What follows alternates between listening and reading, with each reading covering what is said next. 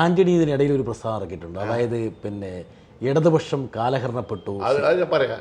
എന്താ ആന്റണിയെ പറ്റി പറയാൻ? ആന്റണി ആ പറഞ്ഞതിലേ അയാൾ ചിന്തിക്കുന്ന മാർഗത്തിൽ തെറ്റില്ല എന്നുള്ള അഭിപ്രായക്കാരനാണ്. കാരണം എന്താ വെച്ചാൽ അത് കാരണം മനസ്സിലാക്കണം, വെറുതെ ഞാൻ പറയല്ല.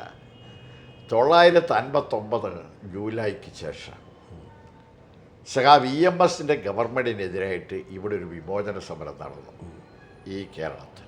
അന്ന് ഇയാൾ കേസിയ ചേർത്തലക്കാരൻ ഭരണ സമരത്തിന് വേണ്ടി നിലനിന്നിട്ടുള്ള ആളാണ് AK ആൻ്റണി. അന്ന് ആ സമരത്തിൽ സജീവമായ വിദ്യാർത്ഥികളെ ആകെ ഇളക്കി കമ്മ്യൂണിസ്റ്റ് പാർട്ടിക്കെതിരായിട്ട് തിരഞ്ഞെടുക്കപ്പെട്ട ഗവൺമെൻറ്റിനെതിരായിട്ട് അതിന് പണ്ഡിറ്റ് നെഹ്റുവാണ് അവസാനം ആ ഗവൺമെൻറ്റിനെ പിരിച്ചുവിട്ടത്.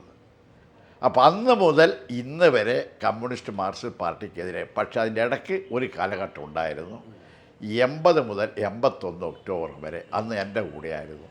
ബാക്കി എല്ലാ ഘട്ടത്തിലും കമ്മ്യൂണിസ്റ്റ് പാർട്ടിക്കെതിരാണ്. പിന്നെ അയാൾ ഇന്ന് കമ്മ്യൂണിസ്റ്റ് പാർട്ടിക്കെതിരായി പറയുന്നതിന് വലിയ ആശ്ചര്യമുണ്ട്.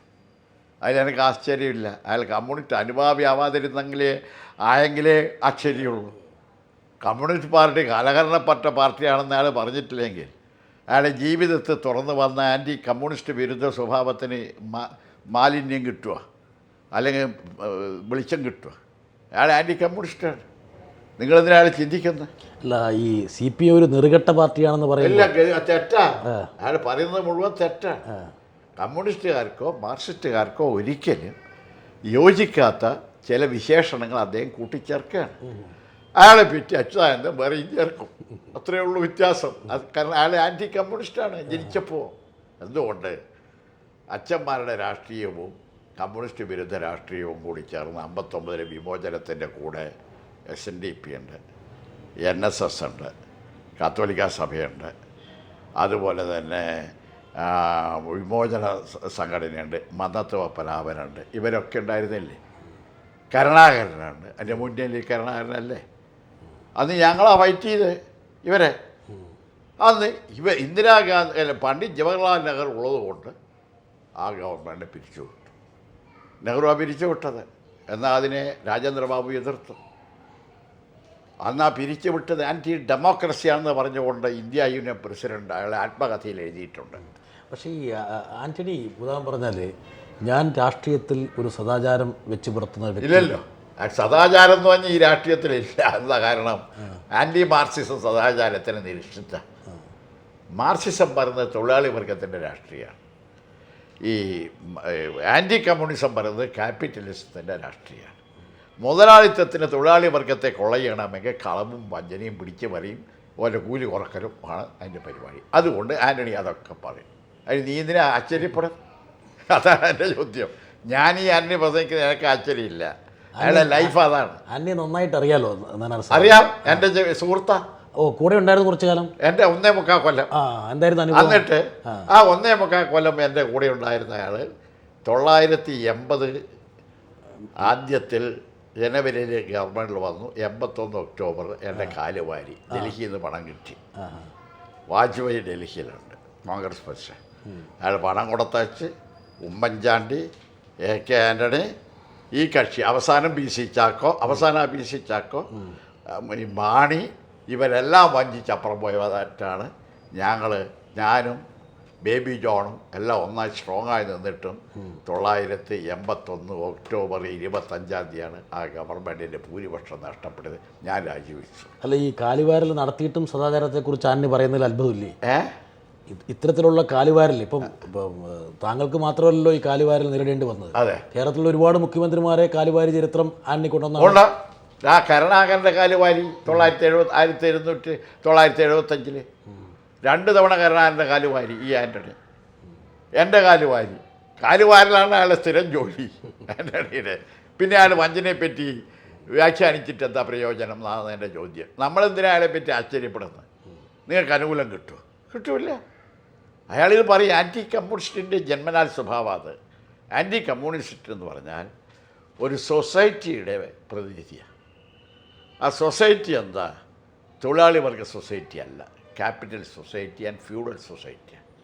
ഇത് രണ്ടും എക്സ്പ്ലോയിറ്റേഷൻ്റെ സ്വഭാവമാണ്, ചൂഷണത്തിൻ്റെ. അന്ന് 81 കാല് വാരുമ്പോൾ പിന്നെ ആന്റണി വന്ന് പറഞ്ഞിരുന്നോ ഞാൻ ആ അപ്പോൾ എന്തായിരുന്നു ആന്റണി ഇവിടെ ഈ കോൺഗ്രസ്സുകാരെ അപ്പുറത്ത് നിന്ന് ഡൽഹിയിൽ നിന്ന് ഇൻസ്ട്രക്ഷൻ വന്ന ഉമ്മൻചാണ്ടിയും ആന്റണിയും എല്ലാം കൂടി ഒരു ദിവസം ഇവിടെ ഭക്ഷണം കൊടുത്ത് മറ്റ് കോൺഗ്രസ്സുകാരെയും കൂടി ബന്ധപ്പെട്ട് കരുണാകരൻ 9 സീറ്റേ കരുണാകരനുള്ളൂ.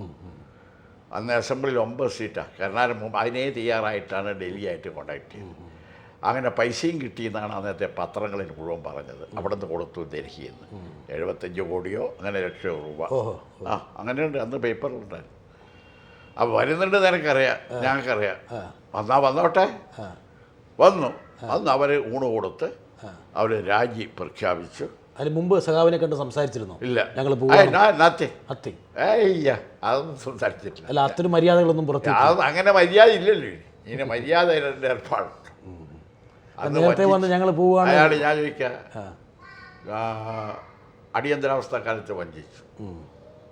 അതെ, തിരഞ്ഞെടുക്കപ്പെട്ട ഗവൺമെൻറ്റിനെ മറിച്ചിടാൻ കമ്മ്യൂണൽ കാസ്റ്റ് പാർട്ടികളുമായിട്ടെല്ലാം കൂട്ടിച്ചേർന്ന് ഇന്ദിരാഗാന്ധി പണ്ഡിറ്റ് നെഹ്റുവും ഇന്ദിരാഗാന്ധി ഇവിടെ വന്ന് നയിച്ചത് സമരത്തെ കൂടെ പ്ലാൻ ചെയ്ത് ആ ഗവൺമെൻറ്റിനെ മറിച്ചിടാൻ എല്ലാ വഞ്ചനയും നടത്തി മറിച്ചിട്ടു. അതൊന്ന്. സെക്കൻഡ്, 1975 ജൂൺ മാസം അടിയന്തരാവസ്ഥ വന്നു. ആ അടിയന്തരാവസ്ഥയ്ക്ക് ജാഥ നയിച്ച് പിന്തുണ നൽകിയത് ഈ സെക്രട്ടേറിയറ്റിന് മുമ്പിലാണ്. ഞങ്ങളന്ന് ഓപ്പോസിഷനാണ്. കരുണാകരനാണ് ഗവൺമെൻറ്റിനെ രാജിവെപ്പിച്ചു. അതെന്തോ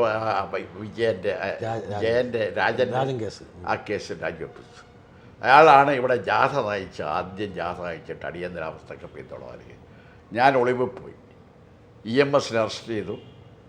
AKG 2 ദിവസം ഒരാഴ്ചയായിട്ടും വെച്ചു. EMS 2 ദിവസമായിട്ട് ഈ ജയിലിൽ കിടന്നു, പൂജപ്പുര ജയിലിൽ, അടിയന്തരാവസ്ഥയിൽ.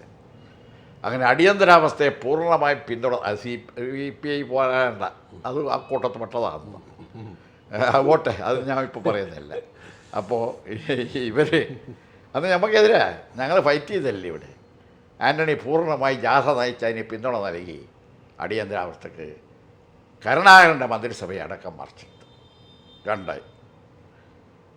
പിന്നെ വന്നത് മൂന്നാമത് അടിയന്തരാവസ്ഥ കഴിഞ്ഞ് പിന്നെ ഇയാൾ ഞാനും അയാളും കൂടി ചേർന്ന ഈ ഗവൺമെൻറ് 80 കരുണാകരൻ 9 പേരുള്ള സീറ്റ് മാത്രം. അപ്പം അന്ന് 1.25 വർഷം കഴിഞ്ഞപ്പോൾ അവിടെയും വഞ്ചിച്ചു.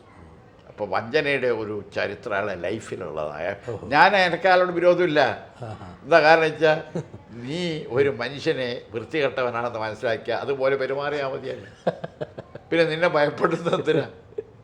അതാണ് എൻ്റെ ചോദ്യം. നിന്നുമായിട്ട് ആലോചിക്കും. ഈ ആന്റണി ഇങ്ങനെ പറയുന്നതിലൊന്നും ഒരു കുലുക്കവും എനിക്കൊന്നുമില്ല, ഒന്നും തോന്നാറില്ല. അയ്യേ, എന്താ കാരണം വെച്ചാൽ അയാളുടെ ലൈഫാണ്. പണ്ടും അങ്ങനെയായിരുന്നു. അതെ, പണ്ടും ഒരു നിസ്സംഗതയാണ്. ഈ 959 മുതൽ അയാൾ തുടങ്ങിയത്. അപ്പം ഈ ആന്റണി ഈ കാര്യമായിരുന്നു കൊണ്ടായിരിക്കും ചിലപ്പോൾ കരുണാകരനും ആന്റണിയോടൊരു ദേഷ്യം എപ്പോഴും. അത് കരുണാകരനും ആന്റണിയും തമ്മിലായി പിന്നത്തെ കാലുമായിരുന്നു. അങ്ങനെയാണ്.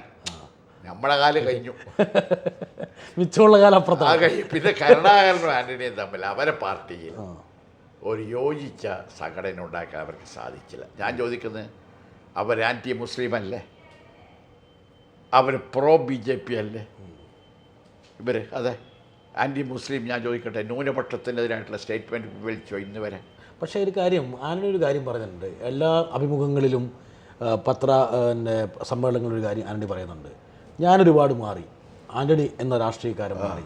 ഞാനിപ്പോൾ പണ്ട് ഞാൻ എതിർത്തിരുന്ന ആൾക്കാരെയൊക്കെ ഞാൻ അങ്ങോട്ട് പോയി കാണാറുണ്ട്. സമുദായിക നേതാക്കൾ, മാതാമൃതാനന്ദ പണ്ട് കൂടിയിട്ടില്ലേ? അല്ല, പക്ഷേ ഈ പറഞ്ഞ ഇതിനെ എതിർക്കുന്ന ആൾക്കാർ തലയും മുണ്ടിട്ടാണ് ഇവരെ പോയി കാണുന്നത്. എനിക്കൊന്നും മറക്കാനില്ല, ഞാൻ കൃത്യമായി ഇവരെ കാണാറുണ്ട്. അതിനെന്താ പ്രശ്നം? നിങ്ങൾ രണ്ട് കാണാറുണ്ടെന്നല്ലേ നമ്മളും പറയുന്നത്. നിങ്ങൾ പണിക്കരെ കാണലുണ്ട്, നിങ്ങൾ വള്ളാപ്പള്ളിയെ കാണാറുണ്ട്, നിങ്ങൾ കത്തോലിക്കാച്ചനെ കാണലുണ്ട്, എല്ലാവരും കണ്ട് യുണൈറ്റിപ്പിക്കാറുണ്ട്. അത് തെറ്റാ പൊളിറ്റിക്സ് എന്നാണ് ഞങ്ങളുടെ അഭിപ്രായം. ആ പൊളിറ്റിക്സ് ഇപ്പോൾ സാമുദായിക സംഘടന ഇവിടെ ഒരു ഇഷ്യൂ വന്നു. നമ്മുടെ പണിക്കർ, നാരായണ പണിക്കർ, വള്ളാപ്പള്ളി, ആ ഇഷ്യൂ എന്താ? അവരിപ്പോൾ തീരുമാനിച്ചത് മതേതര അല്ല, സമദൂര സിദ്ധാന്തം. ഞാനതിനെതിരല്ല. എന്താ കാരണം എന്ന് പറഞ്ഞാൽ, ആ 2 കമ്മ്യൂണിറ്റി സംഘടന ഉണ്ടായത് ഒരു കാലഘട്ടത്തിൽ ദിവാ ഭരണകാലത്ത്. അന്ന് കുറേ നായരുടെ ഡിമാൻഡുണ്ട് ബ്രാഹ്മണനെതിരായിട്ട്, ഈഴവരുടെ ഡിമാൻഡുണ്ട് ജീവിതത്തിൽ, ക്രിസ്ത്യാനികളുടെ ഡിമാൻഡുണ്ട്. ആ ഡിമാൻഡിന് വേണ്ടി ഉണ്ടാക്കിയ സംഘടന അതിന് നമ്മളെതിരല്ല. പക്ഷേ രാഷ്ട്രീയത്തിൽ നിങ്ങൾ പ്രവേശിക്കുമ്പോൾ നിങ്ങൾക്കെതിരായിട്ട് ഈ സംഘടനകൾ നിൽക്കും. ഇതിനായിട്ടെങ്കിൽ കരുണാകരനും NSS തമ്മിൽ എന്തോ തെറ്റിലുണ്ടായിരിക്കണം. ഉണ്ടായിട്ടില്ല ഇപ്പോൾ ഉണ്ടായല്ലോ. കരുണാകരനും NSSും തമ്മിലുള്ള സംഘടന ഇപ്പോൾ തുടങ്ങിയതല്ല, ഇപ്പോൾ തുടങ്ങിയല്ലോ. കരുണാകരൻ കഴിഞ്ഞ ഇലക്ഷനിൽ NSSൻ്റെ വോട്ട് വാങ്ങിയത് എനിക്ക് നല്ല ഉറച്ച വിവരമുണ്ട്. ചങ്ങനാശ്ശേരി മാത്രമല്ല, മുകുന്ദപുരം. അയാൾ ജയിച്ച സീറ്റ് NSSൻ്റെ വോട്ട് വാങ്ങിയിട്ടാണ്. എവിടെയാ? മുകുന്ദപുരം. അതാണ് കഴിഞ്ഞ ഇലക്ഷനിൽ. ഇത്തവണ നടന്നില്ല. ഇക്കുറി മക്കൾക്ക് വേണ്ടി വോട്ട് ഇത്രേ അവർ തമ്മിലുള്ള തർക്കം, അല്ലാതെ ബേസിക് പ്രിൻസിപ്പിളല്ല, അവർ തമ്മിലുള്ള തർക്കം. ആര് SNDP ആയിട്ടുണ്ടല്ലോ, വിദ്യാസാഗർ. അതിനൊന്നും നമ്മളെതിരല്ല. അത് അവർ their own duty. അവരവരുടെ കാര്യം നോക്കുക. ഞാൻ പറയുന്നത് അവർക്ക് ഈ രാജ്യത്തിൻ്റെ രാഷ്ട്രീയത്തിൽ അവരിറങ്ങുമ്പോൾ മറ്റ് രാഷ്ട്രീയ പാർട്ടികളുമായിട്ട് ചിന്തിക്കണം. ഇപ്പോൾ പിന്നെ ആൻ്റണിയുടെ നേതൃത്വത്തിൽ ഒരു നവോത്ഥാന യാത്ര നടക്കുകയാണ്. നവോത്ഥാന യാത്ര ഒരു വഞ്ചനയാണ്. കാസർഗോഡ് നിന്ന് തുടങ്ങിയിട്ട ഒരു വഞ്ചന ഈ തിരുവനന്തപുരം വരെ വഞ്ചന ജാതിയാണ്. ഇപ്പോൾ ഇന്നലെ അയാൾക്ക് സുഖമില്ല, ആശുപത്രിയില്ല. നീ വായിച്ചിട്ട് ഇന്ന് പേപ്പറിൽ. പക്ഷെ കരുണാകരനും ആൻ്റണിയും കൂടെ ഒരുമിച്ചാണ് നടത്തുന്നത്. അത് പറഞ്ഞിട്ട് കാര്യമില്ല. കരുണാകരനും അവരും തമ്മിൽ യോജിച്ചായിരുന്നെങ്കിൽ വല്ലഭായ് പട്ടേലും നമ്മുടെ പണ്ഡിറ്റ് നെഹ്റു യോജിച്ച പോലെയാണ്. പണ്ടേ ഞാനന്ന് കോൺഗ്രസ്സാണ്. അന്ന് പട്ടേൽ ഒരു ഭാഗത്ത്, നെഹ്റു ഒരു, ഞങ്ങളൊക്കെ നെഹ്റു കക്ഷിക്കാരാണ്, പട്ടേൽ മറ്റേ കക്ഷിയാണ്. അതുപോലെയാണ് ഇപ്പോൾ കരുണാകരൻ. അപ്പോൾ ഇവർ വീണ്ടും തെറ്റുന്നാണ് പറയുന്നത്. പിന്നെ അവർക്ക് യോജിക്കാൻ സാധിക്കില്ല. കാരണം പോളിസി അല്ലല്ലോ. ഇപ്പം മാർക്സിസ്റ്റ് പാർട്ടികൾക്കകത്ത് അഭിപ്രായ വ്യത്യാസം ഉണ്ടെങ്കിൽ ഞങ്ങൾ ഡിസ്കസ് ചെയ്തിട്ട് ഒരു പോളിസിയിലെത്തും. കോൺഗ്രസ്സിന് എന്താ പോളിസി? നിങ്ങൾക്ക് BJPക്ക് എതിരായിട്ട് പോളിസി ഉണ്ട് ഇവിടെ ഇപ്പോൾ ആലോചിക്കുന്നത് കരുണാകരൻ BJPയുടെ വോട്ട് വാങ്ങി നമ്മുടെ കൊടുങ്ങല്ലൂർ അല്ല എന്താ ഇവനുണ്ടല്ലോ തിരുവനന്തപുരത്ത് കോൺഗ്രസിൻ്റെ വോട്ട് രാജഗോപാലിന് കൊടുക്കാൻ ശ്രമിക്കുകയാണ്. അത് ശരി. ഇത് കരുണാകരനാണ്. ശരിയുണ്ടോ തെറ്റുണ്ടോ എനിക്കല്ല, എനിക്ക് കിട്ടിയ ഒരു ഇൻഫർമേഷൻ. ഇവിടെ കിടന്നിട്ട് ഈ വിവരം എങ്ങനെ കിട്ടണത്? ഇവിടെ കിടന്നിട്ട് വിവരം കൃത്യമായി കിട്ടും. അതെനിക്കുണ്ട്, എനിക്ക് ആ ഇൻഫർമേഷൻ എല്ലാ സ്ഥലത്തും അതിനാളുണ്ട്. ഇവരുടെ ആൾക്കാർ തന്നെ വന്ന് പറയും. എന്നോട് പറയുന്നതിന് അവർക്ക് വിരോധം. ഞാൻ രംഗത്തില്ല, അതിന് കുഴപ്പമില്ല. ഇവിടെ കരുണാകരൻ ഇപ്പോൾ പ്ലാൻ ചെയ്യുന്നത് എന്താണെന്ന് പറഞ്ഞാൽ അവന് കോൺഗ്രസ് ഒന്നുമില്ല, തൻ്റെ 2 മക്കളെ ജയിപ്പിക്കണം. 2 മക്കളുള്ളതുകൊണ്ട് രക്ഷപ്പെട്ടു. 2 മക്കളെ ജയിപ്പിക്കണം. കൂടുതൽ മക്കളുണ്ടായിരുന്നെങ്കിൽ വേറെ ടാക്ടിക്സ് എടുക്കും. ഇന്നത്തെ ടാക്ടിക്സ് എന്ന് പറഞ്ഞാൽ വടക്കാഞ്ചേരി കിങ്ങിണിക്കൂട്ടൻ എന്നാണ് നമ്മുടെ ഇവൻ്റെ പേര്. ആരെ? ഈ മുരളീൻ്റെ കൂടെ അല്ല, നമ്മൾ കൊല്ലത്തെ ശരത്ചന്ദ്ര പ്രസാദ് വിളിച്ചിട്ടുള്ളത് കിങ്ങിണിക്കൂട്ടൻ. ആരാ? ഈ വടക്കാഞ്ചേരിയിലെ സ്ഥാനാർത്ഥി കിങ്ങിണിക്കൂട്ടൻ, വിഷവൃക്ഷൻ. ഈ ശരത്ചന്ദ്ര പ്രസാദിൻ്റെ പേരാ. അല്ല, മുരളിയെക്കുറിച്ച് അവർ പറഞ്ഞു. അതെ, മുന്നണീൻ്റെ പേരാ ഇവനിട്ടിരിക്കുക. കിങ്ങിണിക്കൂട്ടൻ മോനെ ഞാനത് ചായ വാങ്ങിക്കൊടുത്തു എന്നൊക്കെ പറഞ്ഞിട്ട് ഇട്ടിരിക്കുക. ആര്? നമ്മുടെ ശരത്ചന്ദ്ര പ്രസാദും രാജ്മോഹൻ ഉണ്ണിത്താൻ. അതെ, രാജമോഹൻ 25 ലക്ഷത്തിൻ്റെ കഥയുള്ളൂ. ഇവൻ കിങ്ങിണിക്കൂട്ടനും വിഷവൃക്ഷവും ഒക്കെ മന്ദബുദ്ധിയൊക്കെയാണ് നമ്മുടെ ഇവൻ്റെ പേര്. ആരെ? ശരത്ചന്ദ്ര പ്രസാദ്. മുരളിയെക്കുറിച്ച് ഞാൻ ചോദിക്കട്ടെ, ഇപ്പം 2 സ്ഥലത്തും കൗണ്ടർ കാൻഡിഡേറ്റ് ഉണ്ട്. അതല്ല, കരുണാകരൻ ഇപ്പോൾ ഓടുന്നതെന്ന് വെച്ചാൽ ഈ 2 സ്ഥലത്ത് RSSൻ്റെ വോട്ട് പിടിക്കാൻ. RSSൻ്റെ ലീഡർ PP മുകുന്ദനാണ്. മുകുന്ദൻ ഇവരെ എതിർക്കുന്നുണ്ടോ? അതാണ് എൻ്റെ ചോദ്യം. ഇപ്പം കേരളത്തിലെ RSSൻ്റെ ടോപ്പ് ലീഡർ മുകുന്ദനാണ്. നീ കാണുന്ന രാജഗോപാലനൊന്നുമല്ല. അപ്പം മുകുന്ദനുമായിട്ട് സാമ്പത്തികമായ ഇടപാട് കഴിഞ്ഞ എറണാകുളം ഇലക്ഷനിൽ നടന്നു. കോൺഗ്രസ്സിന് കൊടുത്തു, നമ്മൾ ജയിച്ചു. അന്ന് കരുണാകരൻ നമ്മളെ കൂടെ.